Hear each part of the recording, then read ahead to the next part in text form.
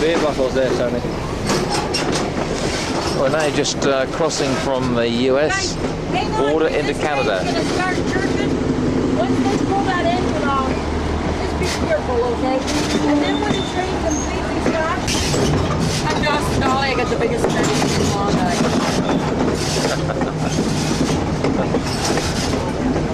Yep. Yay, we're in Canada! Yay! Yeah.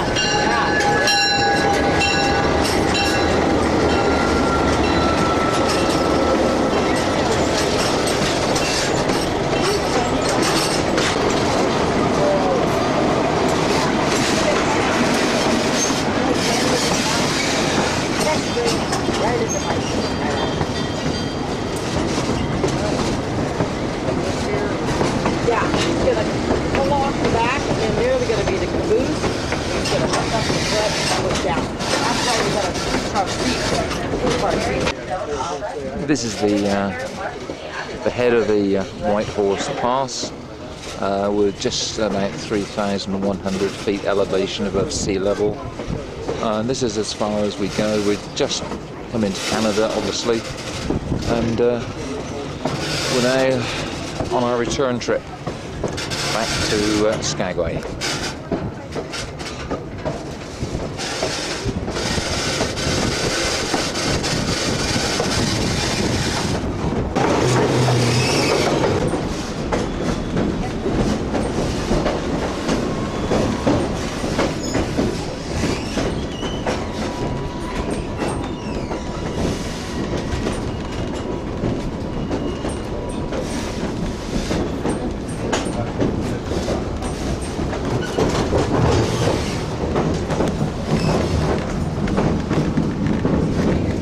Two cement pads that were off to the right-hand side are helicopter pads.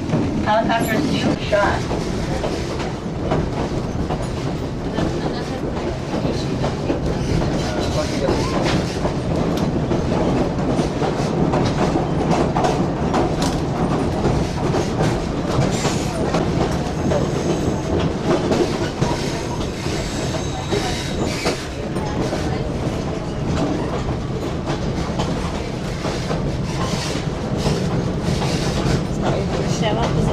True story. So he had this little black dog. So he bites me and he dies, and his leg stuck straight up in the air like rigor mortis. And anyway, the guy's eyes got as big as saucers, and he backs up and he goes, "Who are you?" And I said, "What do you mean, who am I? Does your dog have shots?" And so yeah, that's a true story. So he let us go across. We got some gold and we got some fish, and yeah, first time I ever gold bait, a dog bit me and died. Has that ever happened to you guys? No? Is that a normal story? No. Anyway, so that's a true story. But I wanted to share with you guys, have you ever heard of Robert Service? Yes, I wanted the gold and I got it. Came out with a fortune last fall. Yet somehow life's not what I thought it. And somehow the gold isn't all. No, there's the land. Have you seen it? It's the customous land that I know. From the big dizzy mountains that screen it, to the deep death-like valleys below. Some say God was tired when he made it.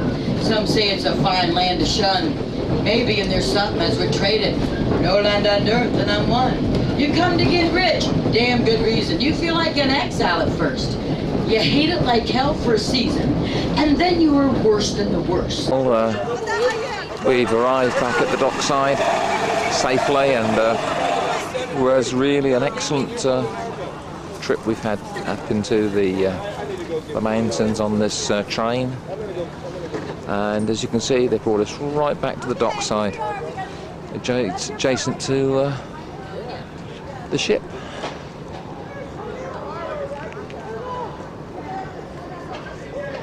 Just fantastic.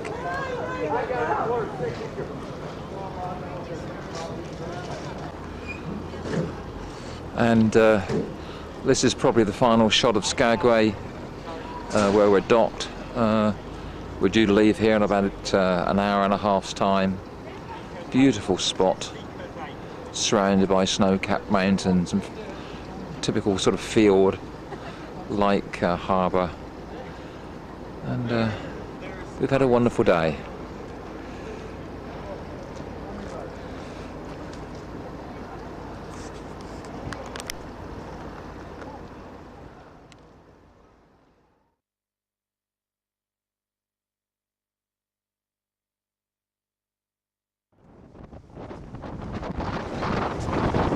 Good morning, it's Thursday, 21st, and it's now 7:30 in the morning, and we're just in the process of entering Glacier Bay, where hopefully we will see 2 or 3 glaciers that extend right down into the sea, into the water.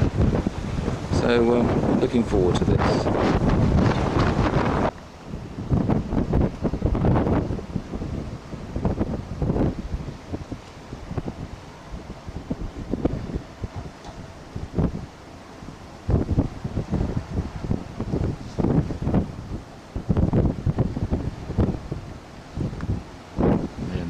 You can actually see a glacier behind this sort of island or so in front.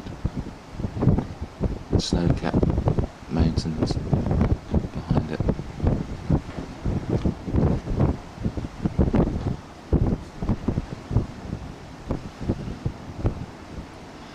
As I say, it's fairly early, it's only 7:30, so we should get some much better views closer up and more clearer as the sun comes up.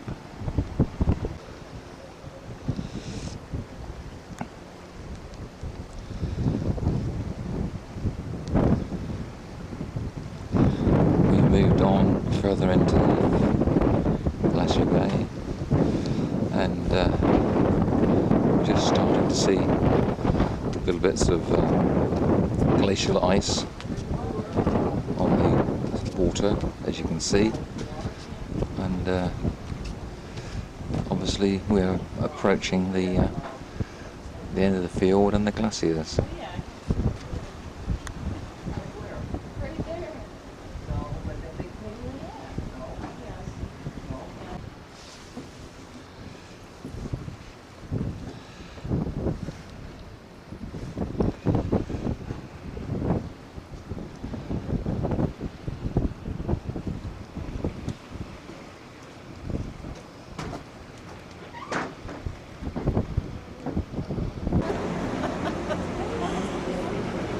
We've just passed one glacier, which we were on the opposite side, our cabin's on the opposite side, this is on the port side, so we've missed that, but hopefully we can view this when we return.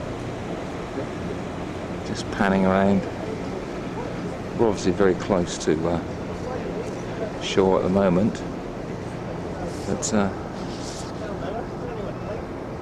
the fjord is exceptionally deep, in excess of 1,000 feet, I understand, so I would imagine we're fairly safe. They've obviously done this many, many times.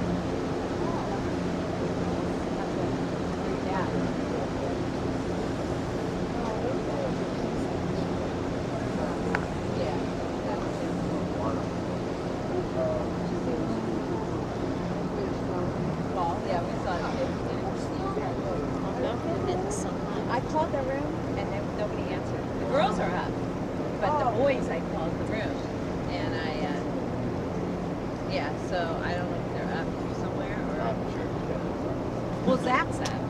But he told us. We were up to 6 this morning. Yeah. Well. That's our road. They went to the 6.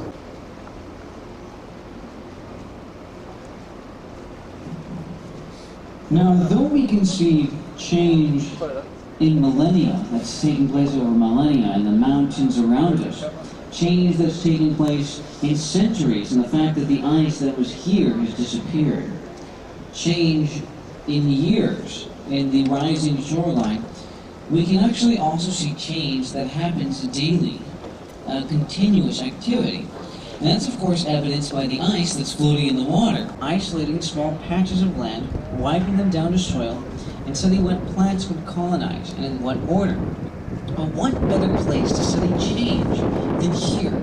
You see, when the glaciers advanced and receded, they wiped the slate clean. There was nothing left. They ground away everything down to the barest bedrock. Well, William Skinner Cooper came to Glacier Bay and noticed that despite the fact that the glaciers essentially destroyed all life in this place, their new life returned once the glaciers receded.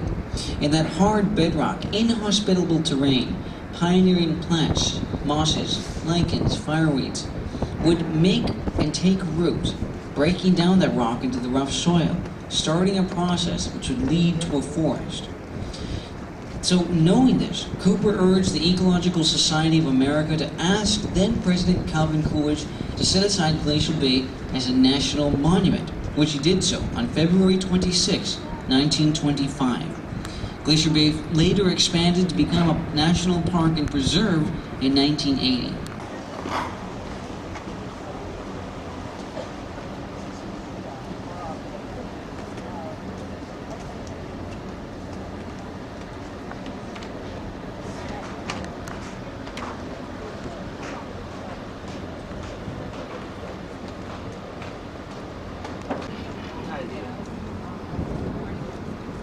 Some people, of course, are taking their relaxation very seriously.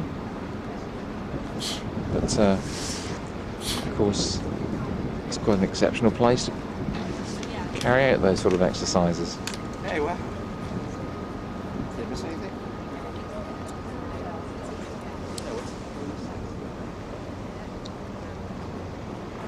We're just entering another inlet now. And interestingly, just passing us a few hundred yards away is another cruise ship, the Norwegian Star.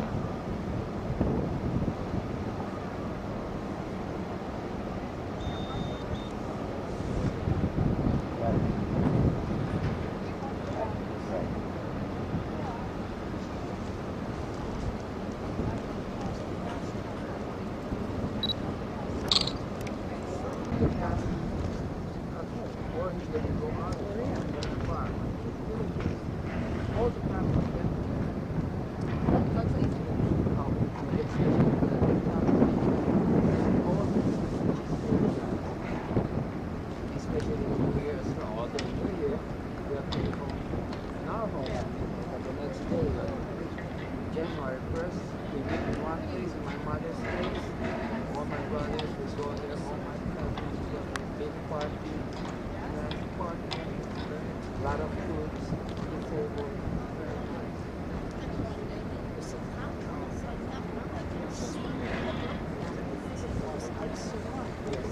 that's right. Back, right?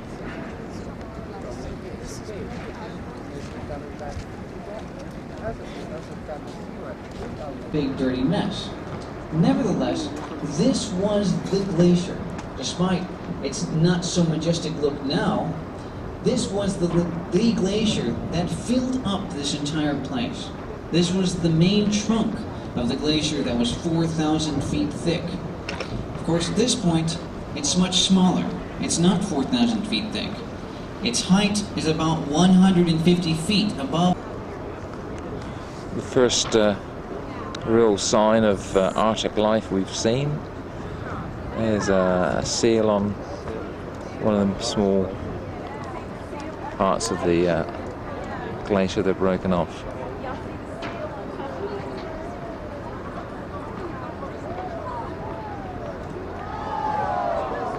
just gone now. You guys have about Marjorie Glacier or about anything else that we've discussed today. But once again, while we are here, please refrain from feeding these gulls. Many of these gulls are juveniles, and if they are fed, they may die in the winter.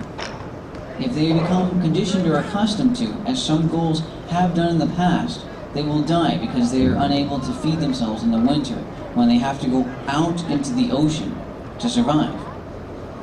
Nevertheless, I look forward to Basically,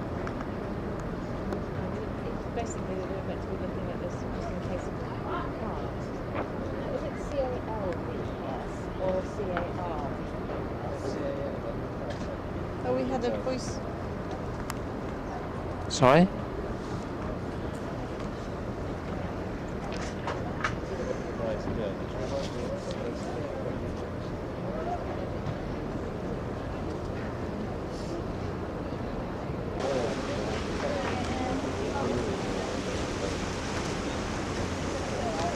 There's this ice cave.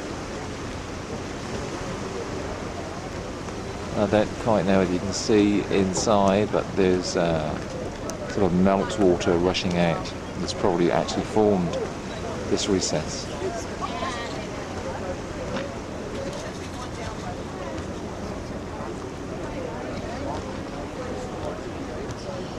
Oh, it's just beautiful, and very fortunate today. The weather is very clear and blue skies, and it really makes the whole place outstanding.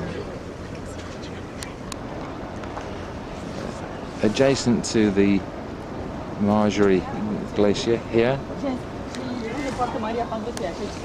we have the Grand Pacific Glacier, which, although it looks like land in front of us, this is in fact the face of the glacier, covered in debris, etc., which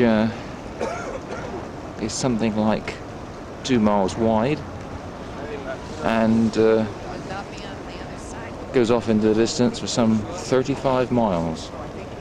And this is in fact the remnants of the original glacier that formed Glacier Bay.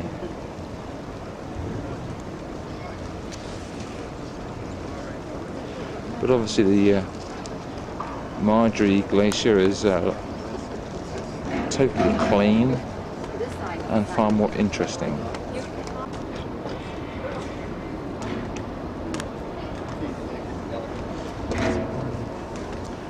This is virtually the complete face of the Marjorie Glacier, and obviously it just goes off again into the mountains in the distance.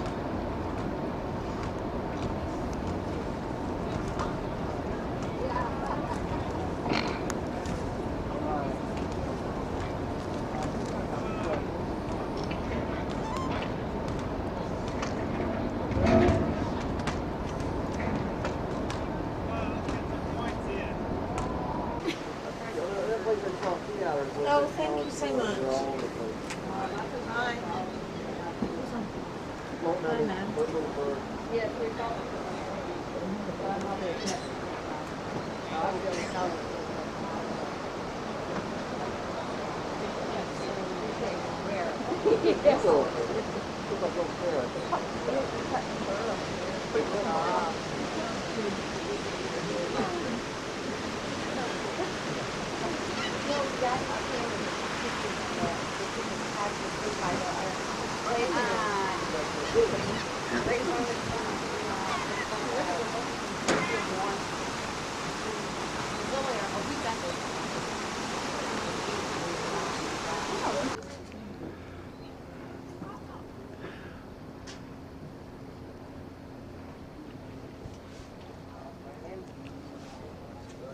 Wendy? Yes. I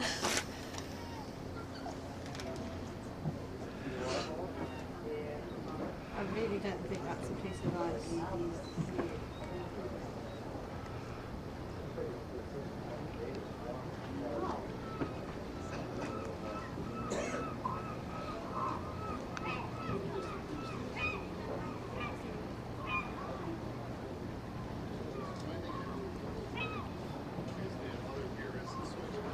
Get over there. Oh, wow. Don't fall off. Did I show already?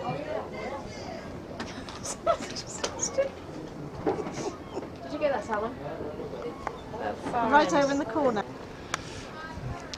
As we leave the Marju Glacier, one can at least partly see the length as it proceeds into the distance up the mountainside.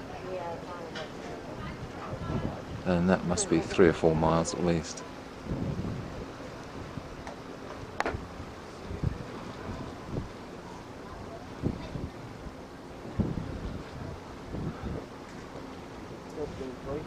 On the side.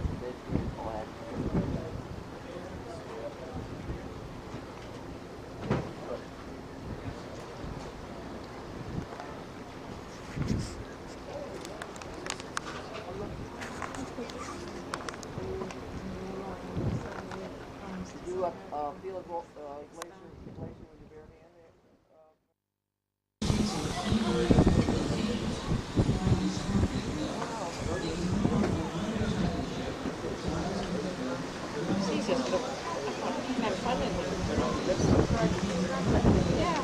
I can see them there.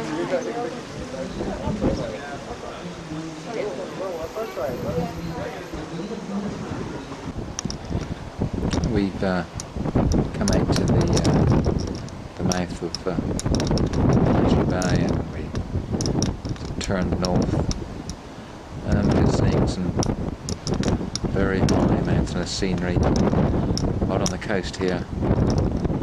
Can't tell you the name of the mountain tops, but they're sort of almost a tablecloth of cloud with them.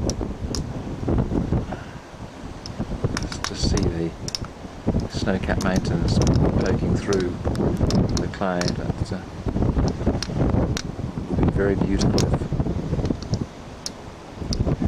if the cloud layer wasn't present. Anyway, we're now proceeding to College Field, which we will see tomorrow.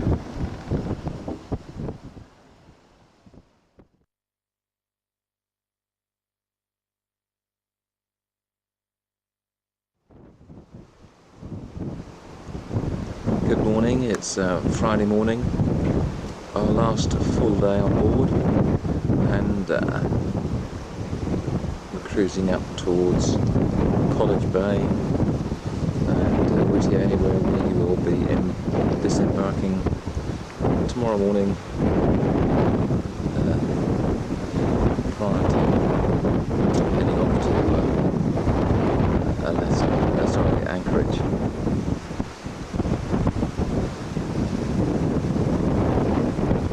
Stunning snow-capped mountains right in the distance.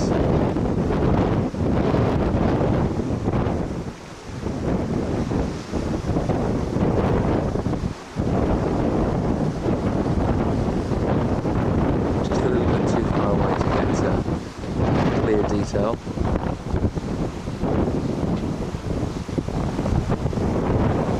We've already seen a number of whales this morning, not particularly close to the boat, but they're around, so hopefully we may see some more during the day.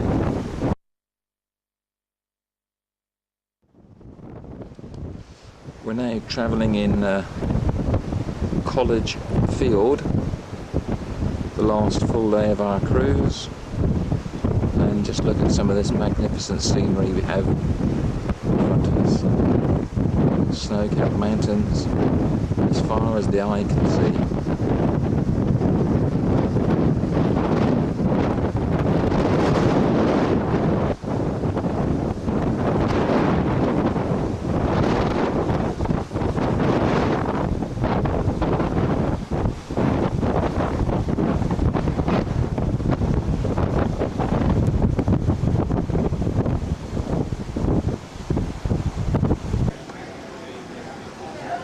Well, we are in the centre of the ship, the atrium, and this is like the customer services desk.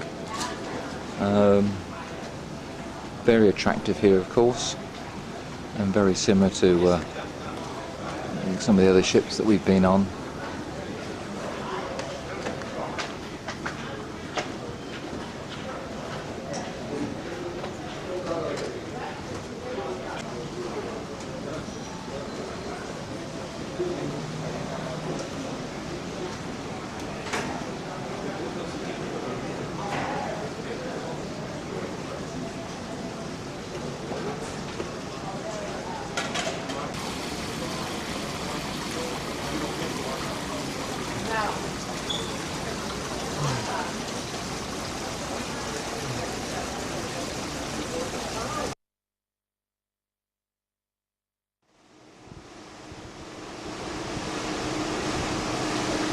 As the day develops, the scenery just gets better and better. And just look at this in the distance. All these beautiful snow-capped mountains.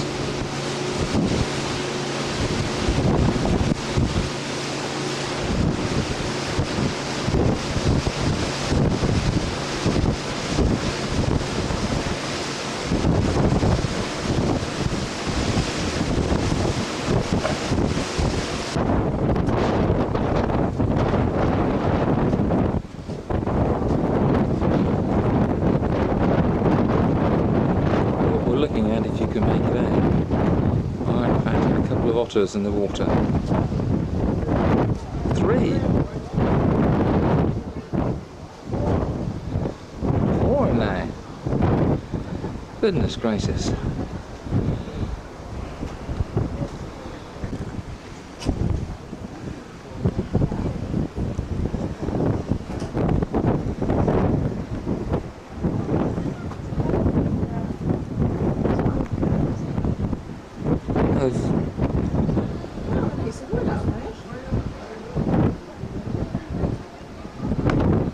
Filming an otter again, quite close to the ship.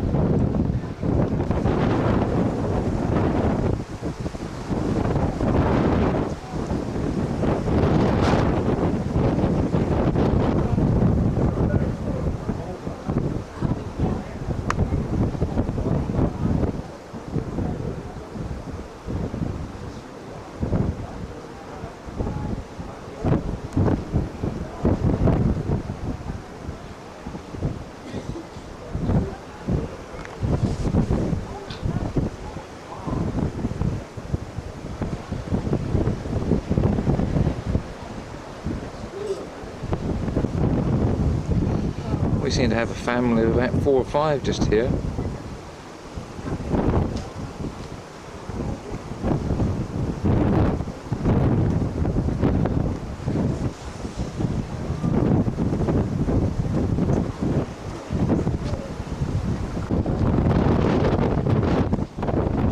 Another group of 5 here. The previous group I was able to 10 in the family group.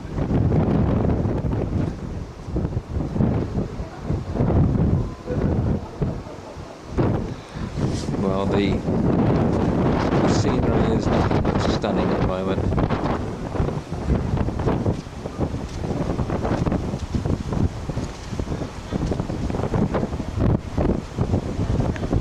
The one disappointment really is as of this moment we've not been able to observe a whale reasonably close, but who knows, maybe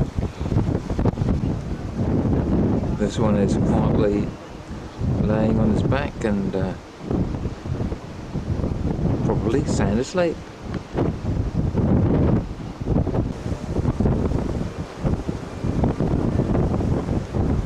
In about half an hour's time we shall actually be entering College Field, but in the meantime, as I said just now, the scenery is just getting more and more spectacular.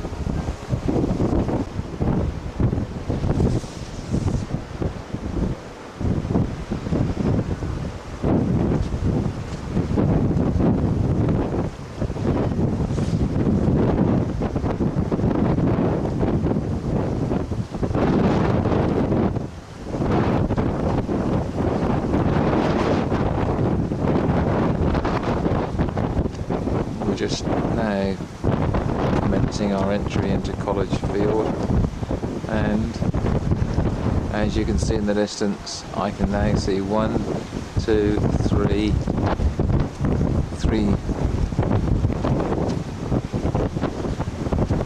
on the left, and the main central glacier right in the centre of the frame, which just goes back into the mountains in the distance. It's beautiful. Pretty quickly. Well, all it needs to do is melt a little bit, allow for that to start to condense, and it just begins to feel heavier and heavier. So it's not that you're going to have a glacier occurring in your driveway, but the principle is somewhat the same. Once the glacier ice has accumulated and it's reached enough weight, then gravity is what causes the ice mass to move downhill. And since glaciers will usually take the path of least resistance, they will follow stream beds or other natural channels down the mountainside.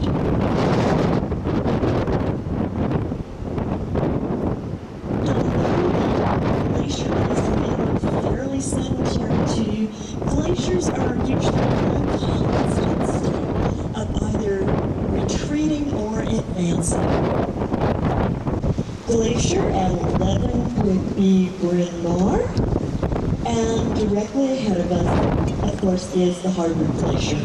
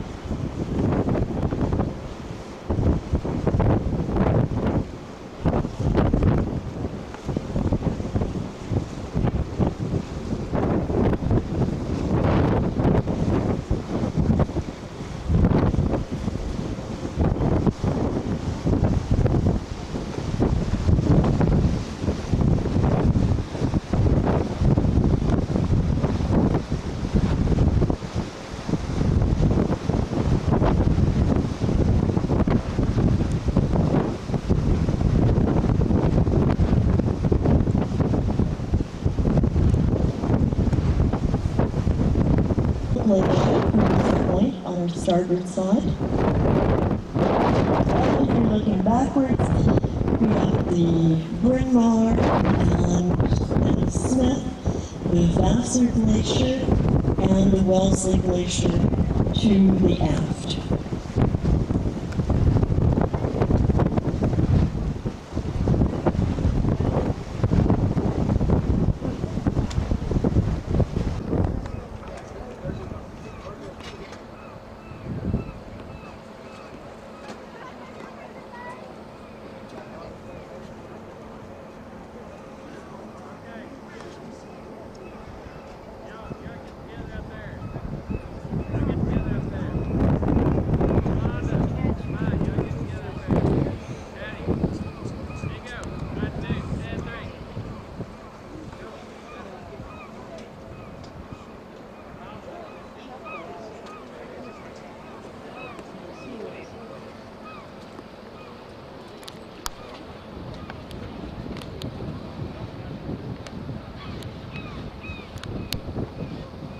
If you've been keeping your eyes peeled, you probably noticed that we've been welcomed to the front of the Harvard Glacier by a bald eagle.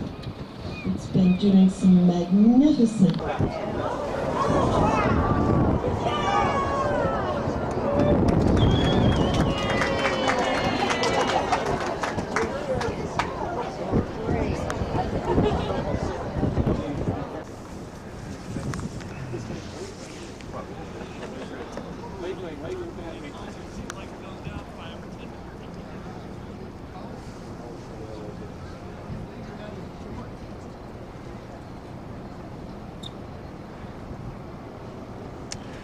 The ship is now turning slowly, such that the viewing people on the port side can have a good look.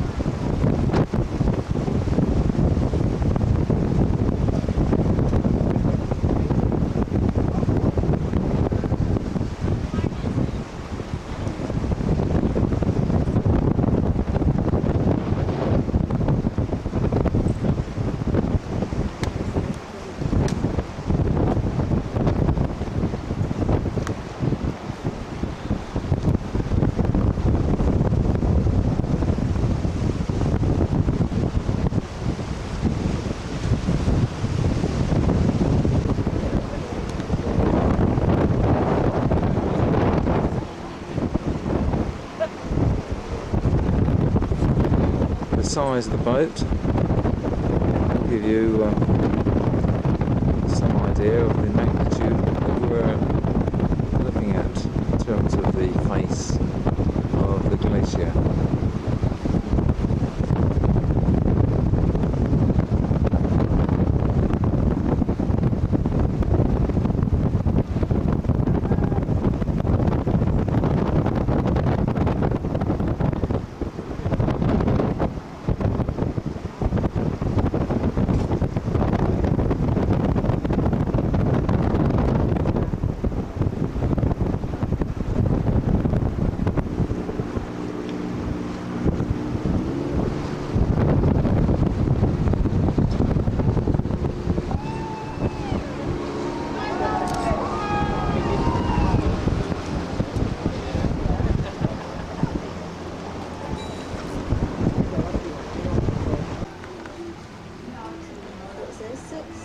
The boat is obviously now turning around slowly to return down the fjord into the open sea and to travel overnight to Whittier. But I think it's a stunning culmination to the cruise that we've experienced.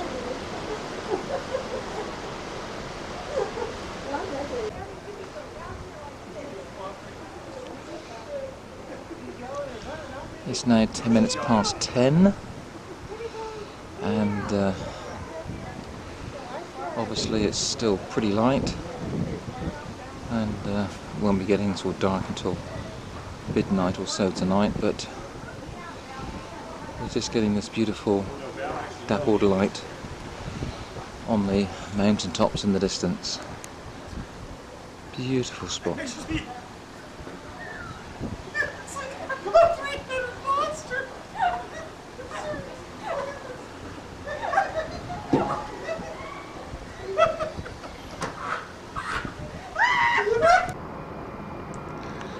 The time is now actually 5 minutes past midnight and we've just pulled into the port of Whittier, just south of Anchorage, and although it's gone midnight, it's obviously still sufficiently light enough to film the harbour and the surrounding hills, which again, as you can see, are covered by snow.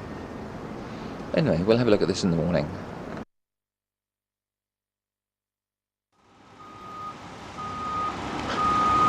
Good morning, it's Saturday the 23rd and it's now sort of 7:15 in the morning, and this is to compare with the light situation we had at just after midnight last night. Everybody's in the process of disembarking now. Our turn will come in about an hour or so's time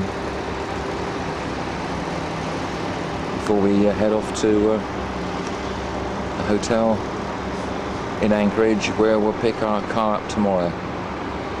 Anyway, this is the little port of Whittier as I described last night.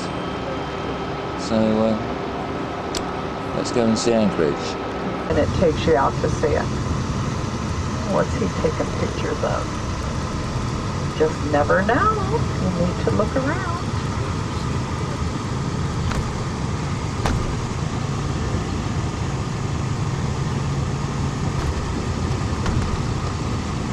In the summertime, when the snow melts from the mountains, the moose like to go up on hike. Really nasty stuff.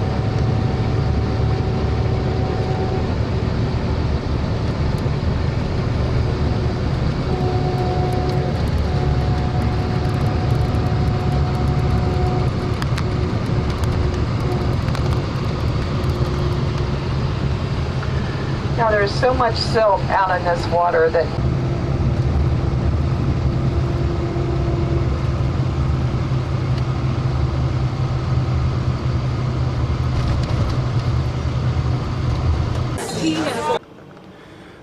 Just to give you a little bit of a flavour, this is the view from our hotel room in Anchorage, and we're looking across to the north, and as I say, it's just gone 10 o'clock, and the sun's got a long way to go down yet, so it's going to be light until at least gone midnight. And in the distance you might just be able to make out the likes of Mount McKinley, which is the highest mountain in Anchorage. Sorry, in Alaska.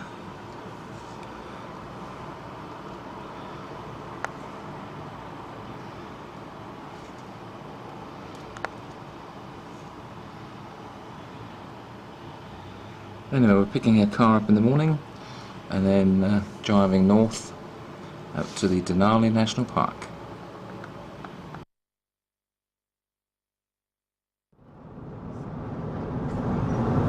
Good morning, it's Sunday morning. We've just been to the airport and picked up our hire car, back to the hotel and loaded all of our luggage. And we're now heading north up the Glen Highway, and we're heading up to Denali National Park, where we should arrive in about 5 hours travelling time.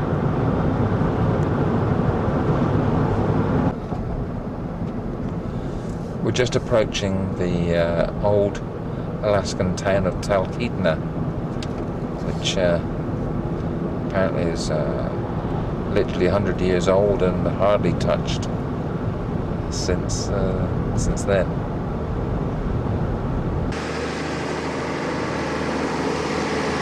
This is the car we've got on hire, a Chevrolet Ventura, very, very nice and spacious.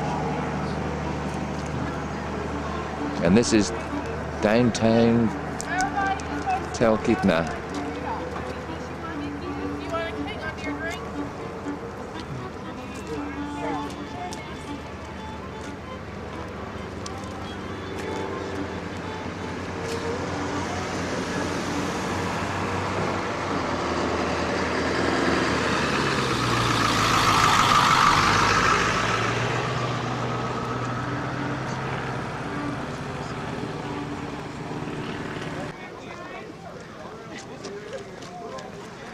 Talkeetna is about 100 miles north of Anchorage on the way to Denali, and it literally is a small sort of one-block town, as they say, but pretty commercialised, really, considering it's supposed to be typical of an Alaskan village that's set up at the edge of the gold rush just over 100 years ago. Anyway, it's a change, and we've been able to have a spot of lunch, etc.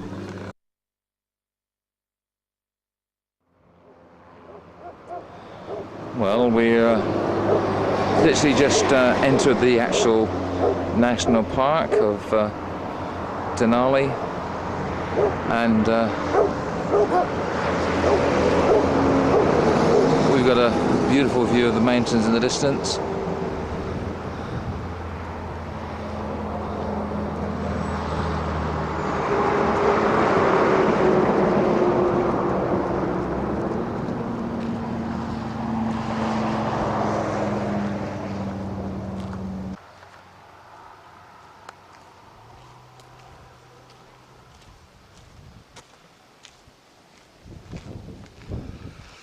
We believe, not certain, but we believe this is in the distance Mount McKinley, which is the highest mountain in North America.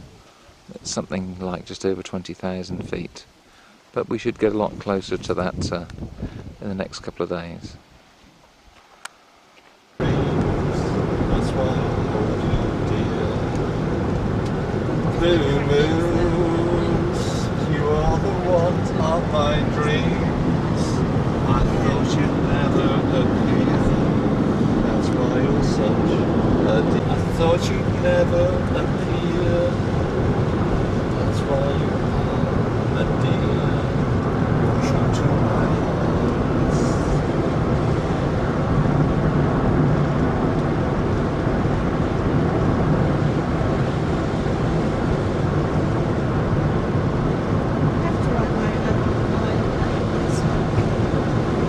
Have you not written your diary yet?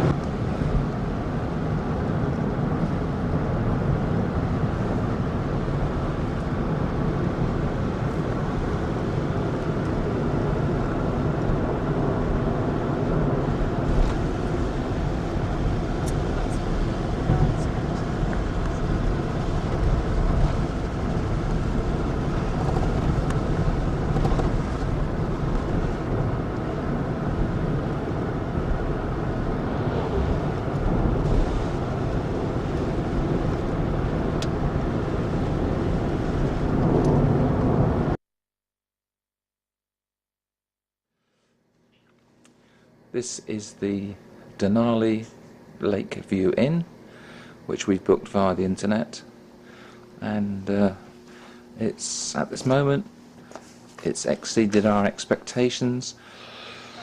It's about 20 minutes north of the entrance to the Denali National Park, and of course, as you can see, we just overlook the Otto Lake here in front of us and the mountains in the background. I just sweep around and you can get a flavour of what we're looking at, and it's just stunning. Very quiet, very peaceful. Little float plane down here. Very nice indeed.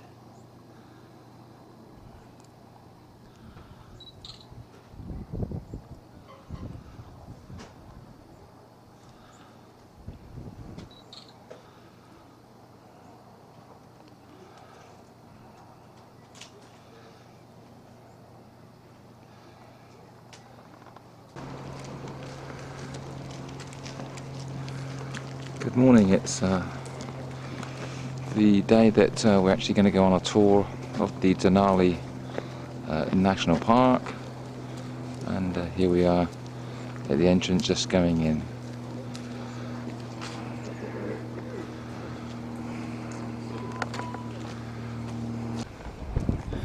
Well, we've travelled I don't know, 5 or 6 miles into the park on this bus, and we've come up to something like 2,500 feet, but the main purpose of stopping is, one, to have a panoramic view of the mountains that's surrounding us, but also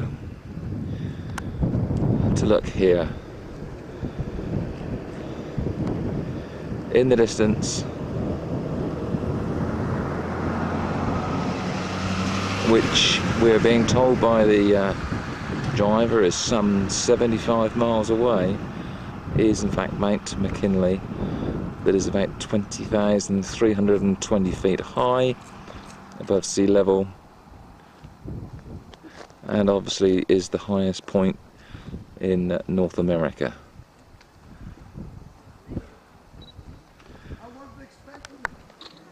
I saw those wispy clouds, and when you see those clouds, you don't see the mountains. We're lucky they're behind us. It must have been in cloud yesterday, wasn't it? It is so quiet here, it's unbelievable.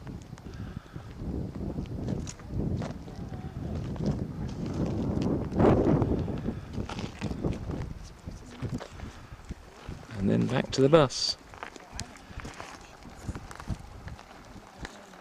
It's on the north, we're on the north. Okay? Did you bring a pie with you? No, and I don't have any supplies. That's the whole point of going out to the train, because I don't have much to prepare anything with. Yeah, we got off on a tangent. You were dallying about, did you find any blueberries out there? I've been picking a few. They're not quite ready yet. If I'd known that y'all were coming, I would have tried to find more blueberries and prepare something. Folks, I don't mean to interrupt, but Maggie's one of the few women in Alaska that bathes regularly. You can get closer so everybody in the back can hear. Move up a little bit so everybody back there can hear. No, we see them equal, but the last week or two we've been seeing more caribou than moose. Usually it depends on the time of the year.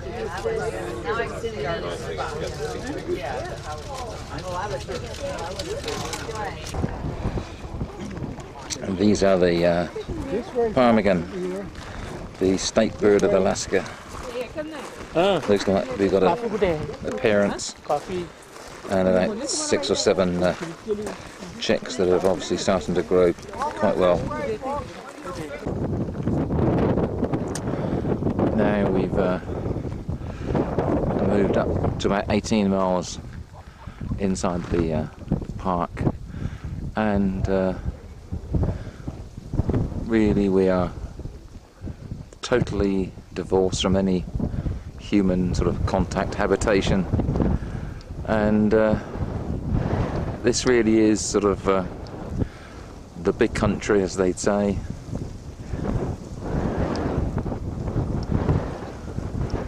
Very desolate. It must be bitterly cold up here in the winter. We're being told that the mountains in front of us actually receive something like 12 to 15 feet of snow, and where we're standing now is obviously on the drier side, because the Pacific is to the south of those mountains in front of us. The southern side receives most of the heavy snow. The northern side, where we are, just receive the trailing part, and they only have something like 6 feet of snow a year here. But again, here in the distance we have Mount McKinley, which is just a little bit hazy now, but bear in mind it is sort of 70 odd miles away. Just a beautiful, natural place to be, and as they say, the silence is stunning, the silence is deafening.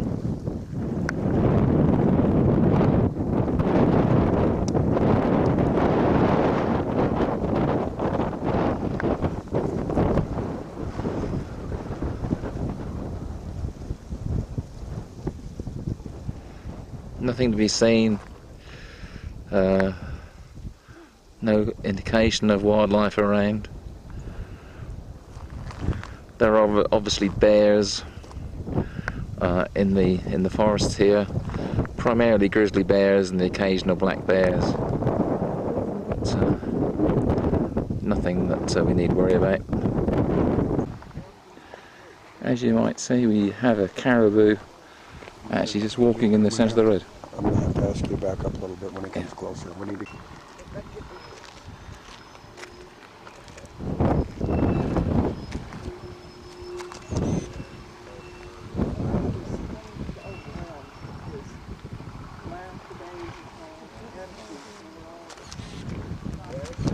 Get back. Okay, everybody come back. People in front, come back to about 10 more yards. Folks over there, back up a little bit more. That looks like he's okay.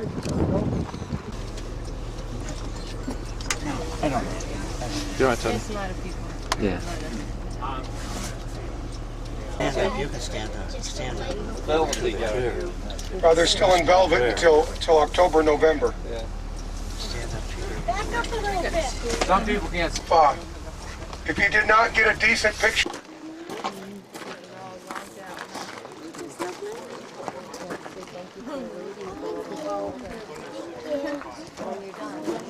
Okay.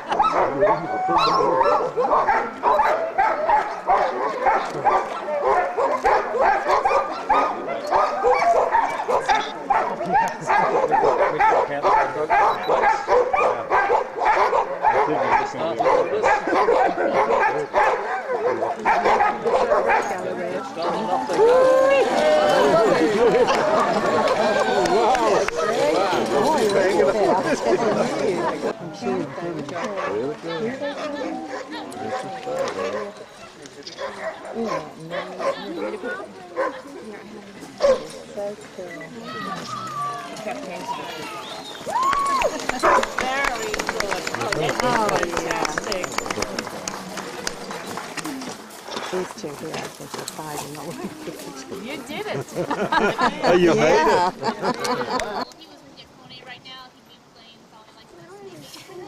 If you had a partner next to him, maybe he'd be playing around too. Yeah. Okay, I'll take one more question. Or one and two, and that's it. Go ahead. How can we tell them all apart from each other? We don't want these dogs to establish any alpha male or alpha female dominance, so they all have their own separate individual quarters there. Yes. And then, yes. How fast can they go? Good question. These dogs, as you noticed, as I was holding on for dear life, in the beginning they're going about maybe 15 miles per hour, and then more on the trails they're even out to be about 8 miles per hour on their normal run. Yep. So, great questions that you guys all had. I'll make a few last comments here.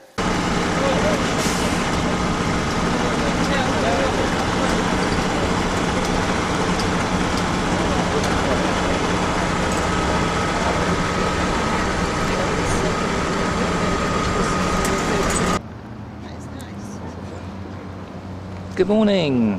It's Wednesday, and we're in Fairbanks, Alaska. Fairbanks is literally right in the center of Alaska, and it's something like 350 miles north of Anchorage. And we've come to Pioneer Park. Let's go and see inside. Obviously this is a little railway that runs around the park, which we're just about to have a ride on. Standing in here you can see Gold Rush Town. The shops in Gold Rush Town still everything from the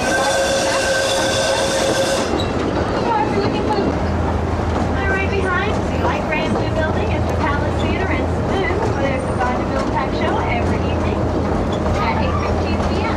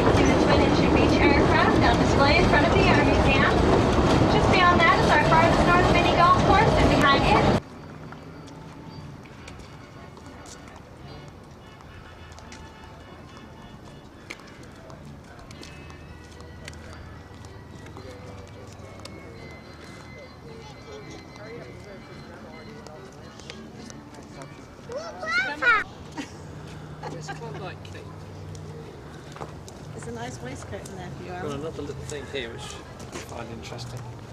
For you.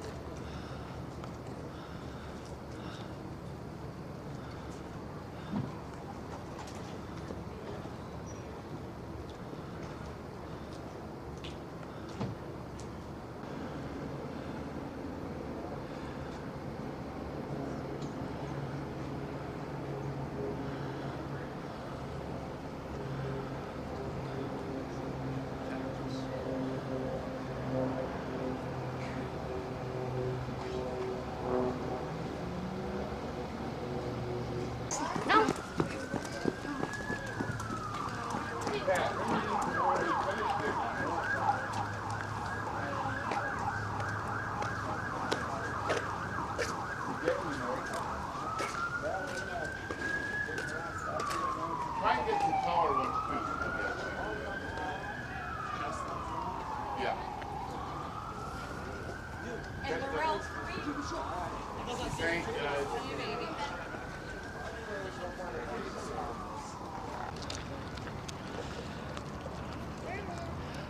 In front of us is the SS Nanana, which used to ply up and down the rivers here, and this paddle ship reputedly is the second largest wooden constructed ship in the world. 283 feet long, front to back, and just over 1,000 tons in weight.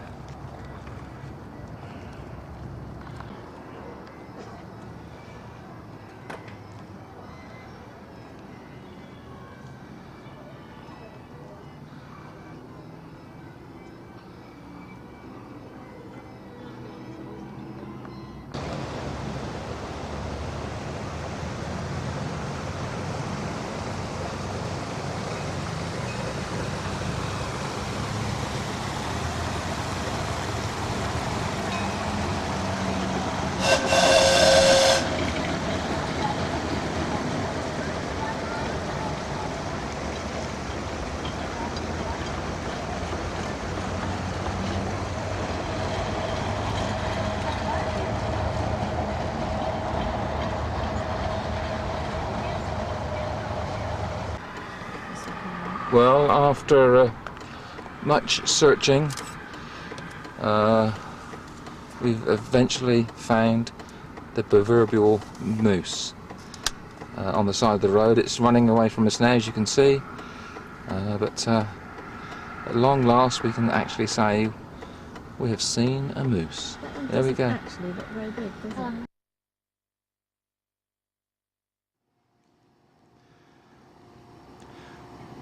This is Wednesday, and we've arrived at the Mount McKinley Princess Lodge, which is some sort of 4.5–5 hours travelling time south from Fairbanks.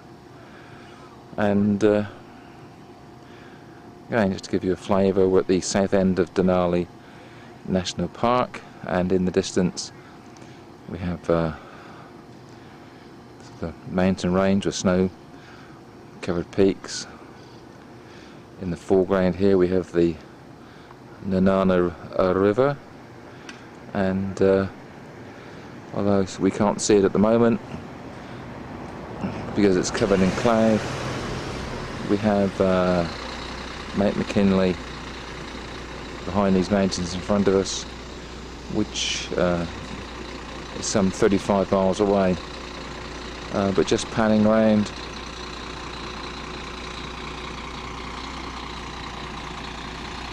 the hotel is actually split into about 10 different sort of lodges, and we're in this one, and here on the balcony is young Wendy, and we're just about to go for a little walk before we have dinner, so let's just go. We've just had dinner and been a bit of a storm, but we have a complete semi-circular rainbow, which is extremely interesting. Alan's also videoing at the same time. It's quite lovely, in fact. Just turning through literally 180 degrees from the rainbow. You can just make out the river below and the mountains in the distance. And here in the centre, poking above the cloud, that is Mount McKinley.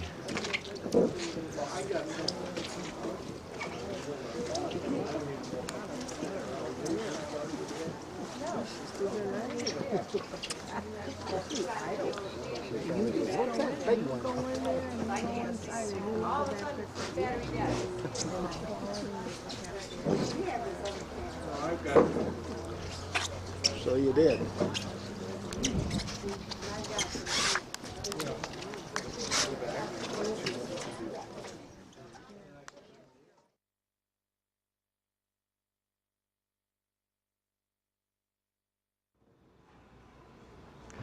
Good morning, it's Friday the 29th and we've travelled down from the Kenai Princess Lodge to the port of Seward, which is about 45-50 miles south of where we're staying, and this is one of the cruise ports now being used by Royal Caribbean, etc. It's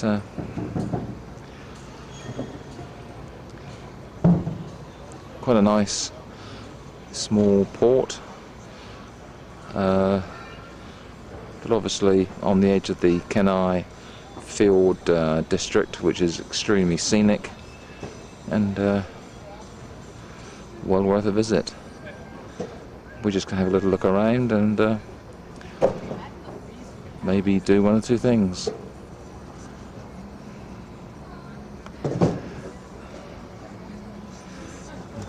Sort of boardwalk here.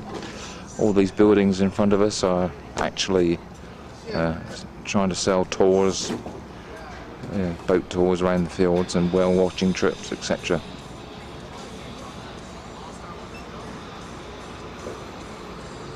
Anyway, it's got a bit of character. Temperatures dropped dramatically. It's time to put sweaters on, and it's probably around about the high 50s at the moment. We've had a lot of rain the last 24 hours. You're out here on the water, so he knows the trail just about as well as I do. That little fish will go up the lost up and turn around a little bit. So what we're doing today is we're going to go out to the east side of Resurrection Bay, headed out towards Cape Resurrection. We'll go down the east side and pass some cove on.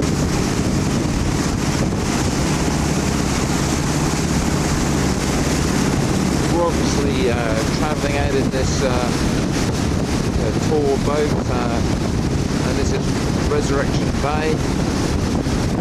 Here we have a bit of a glacier in the distance.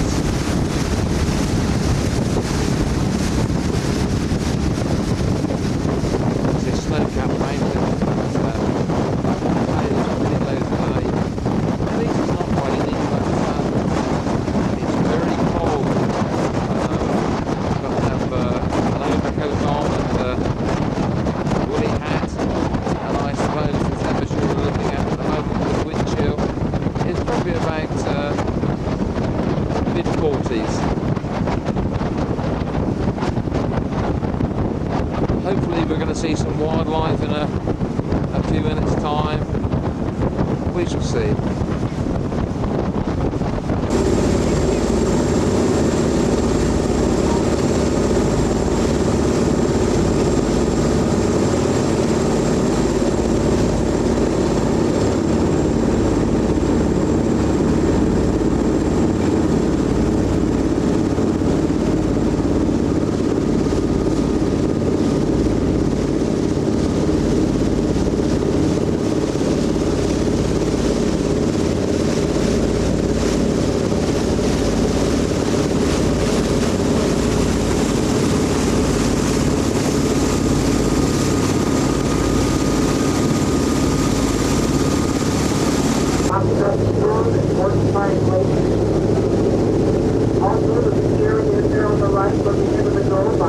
That's a big part from there. Back during World War II, they fortified all of Resurrection Bay. Consider some code, they had a supply depot in there on South stockpile supplies for the other fortifications. And as soon as World War II,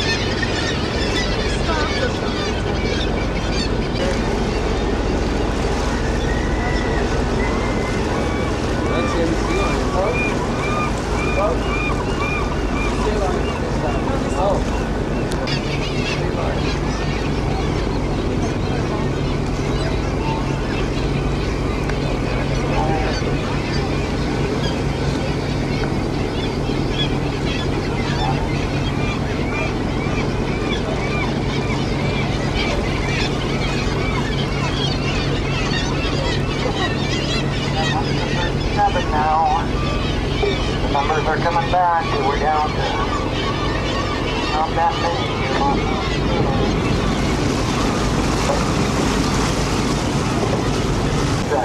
As a state park, it hasn't developed it in any way.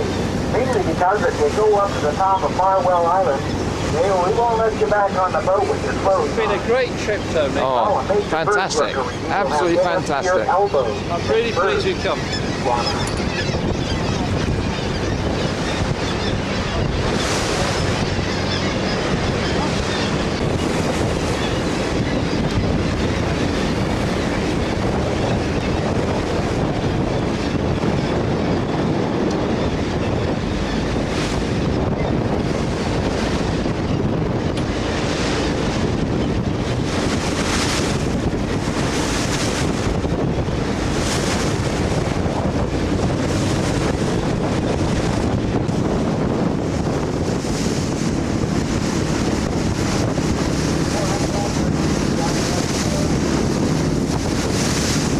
Boat's getting a bit rough now as we're coming out into the open sea. I'll do my best.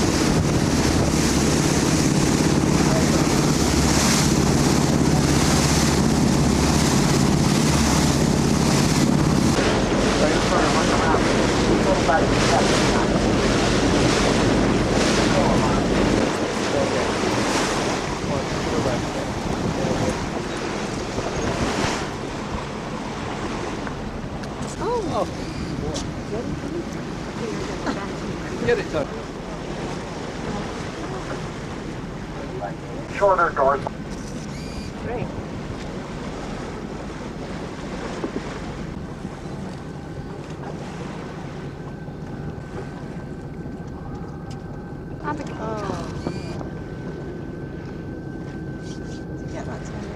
Yes, I think I did.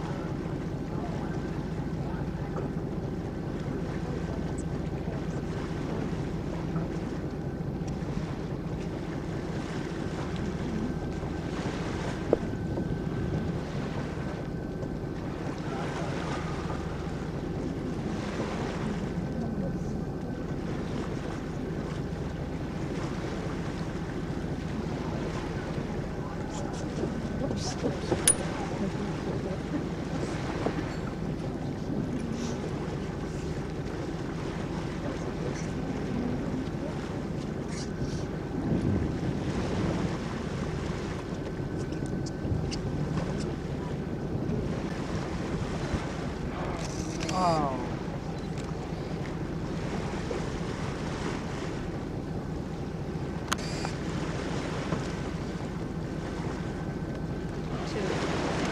Oh, Three. Three. Fantastic.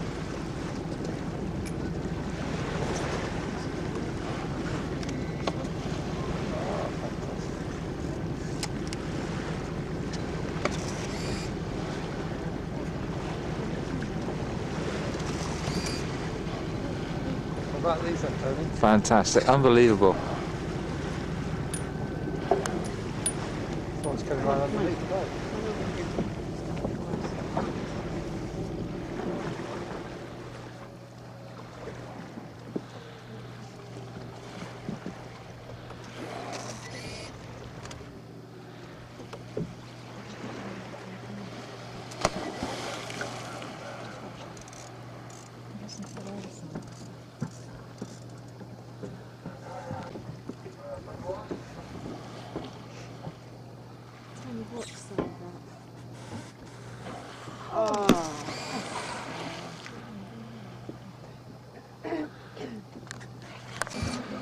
Oh. Come on, Tony, you've got this.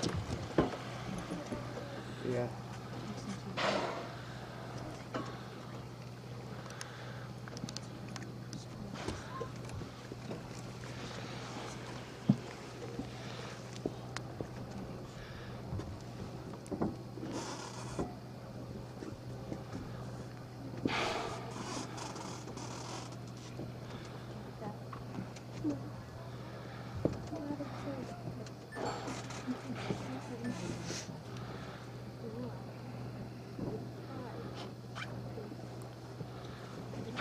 Oh, look at that.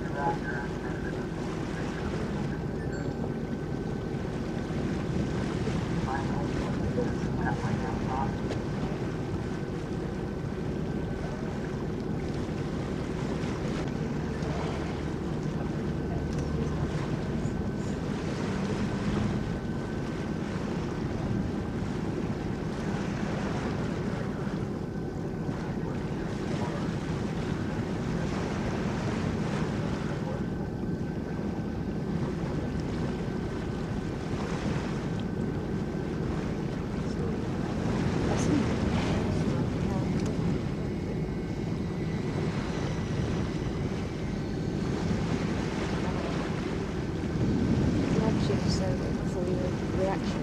That's right.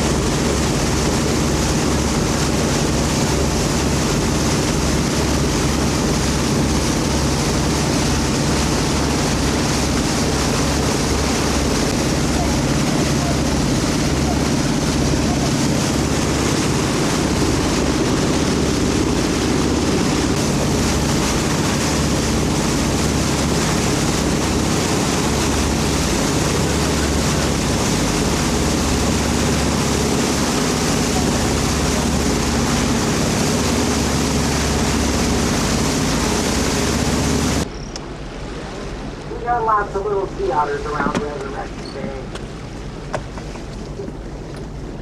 Hairy little gobs, and they get hairs per square inch. They have bodies that like I do. And so they gotta clean themselves constantly, replenishing the air in their fur. And that's how they stay warm. Lots of times at the early calm of the morning, you find them out here in big circles, and they put their hind legs into the middle of the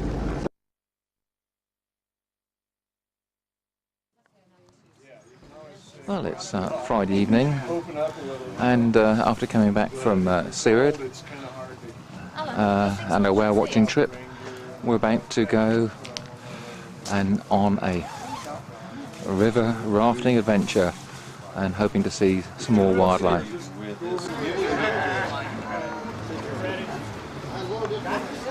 Well, we've been all dressed up with heavy-duty wet weather gear, and hopefully we're not going to need it.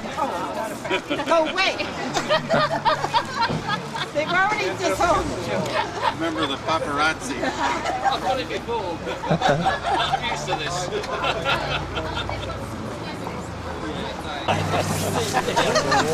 Notice, he's the tallest. That's what I should have done.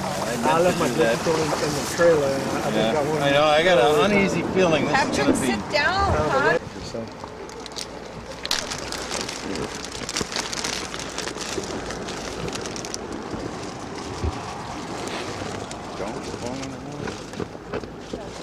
A flesh fly, it's a fly, it resembles a piece of salmon meat, you know? Yeah. and it works just real well. I mean, every other cast you have a fish on. So if you really wanted to focus on trout fishing, it'd be 2nd, 3rd, and 1st of October. You got it. And how ridiculously cold does it get there? You'll be the first one to get it.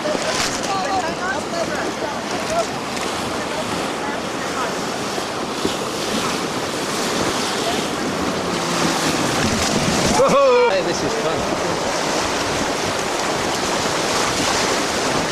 When that boat decides the plane wants to die, and that water comes over you. Well, look at the ducks! They're having a good time. Having a great ride. You see the ducks, Tony? Those are called golden eyes. Look inside their head. Look like little golden.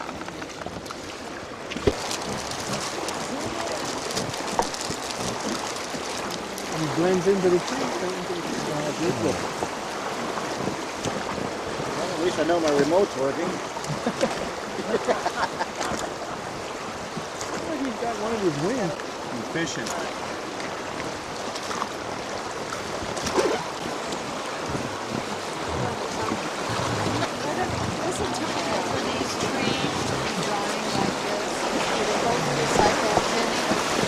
I didn't hear the whole question. I'm sorry.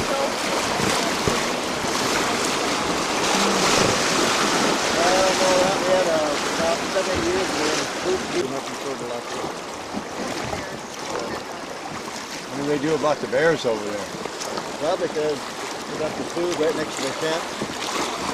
Got food going, cooked right next to the tent. We're going to see it come up. Nobody's going to follow this. My job.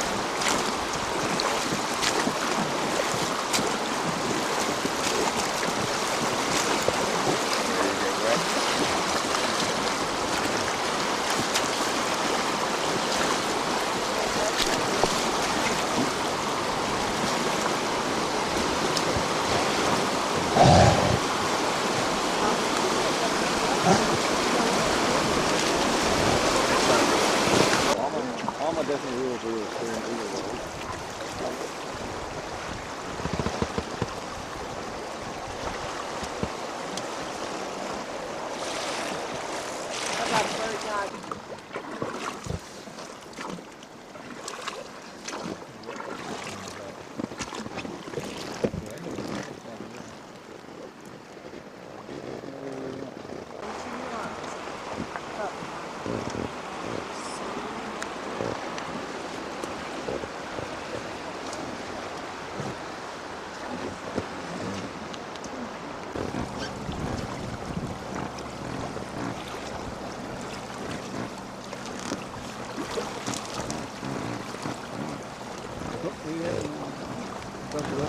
Running on the mother duck was almost running on the water to catch up with the little Watch this, you catch up with her.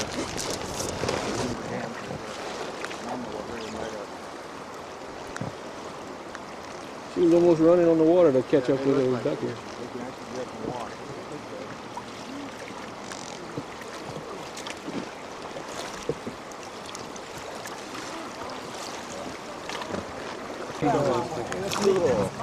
That's a small one. See the male, how small he is compared to the female? Couple on the side. Not very big.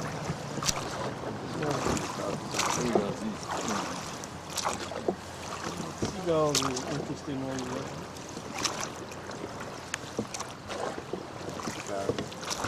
Hey, I'll be the first. Cal, you take the camera. I got it.